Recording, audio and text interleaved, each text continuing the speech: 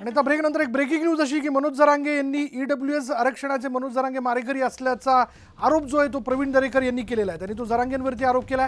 जरांगेंची भूमिका सतत बदलत राहिली असं देखील प्रवीण दरेकर यांनी म्हटलं। केवळ राजकीय नौटंकी करण्याचं काम जरांगे करतायत आणि जरांगेंचं काम महाविकास आघाडीला पूरक असल्याचा आरोप देखील प्रवीण दरेकर यांनी केलेला आहे।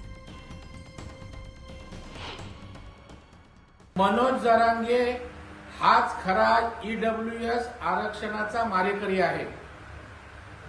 पहिलं ईडब्ल्यूएस संबंधात घेतलेली भूमिका आणि आता त्यांची असलेली मागणी यावरून त्यांचे बदलते रंग या ठिकाणी दिसत आहेत।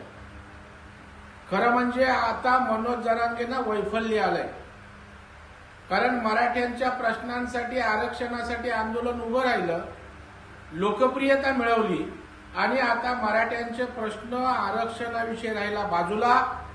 केवळ राजकीय नौटंकी करण्याचं काम मनोज जरांगे या ठिकाणी करताना दिसत आहेत।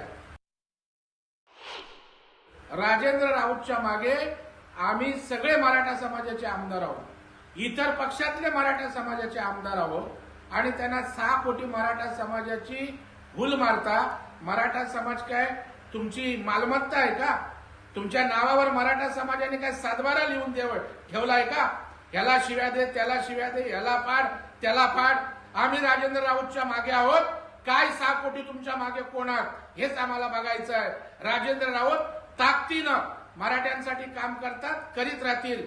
नौटंकी जरांगे थांबवा, नाहीतर सगळा मराठा समाज तुमच्या विरोधात उभं करायला आम्हाला वेळ लागणार नाही। आणि यानंतर या बुलेटिनमध्ये इथेच थांबणार आहोत। पहा फक्त न्यूज 18।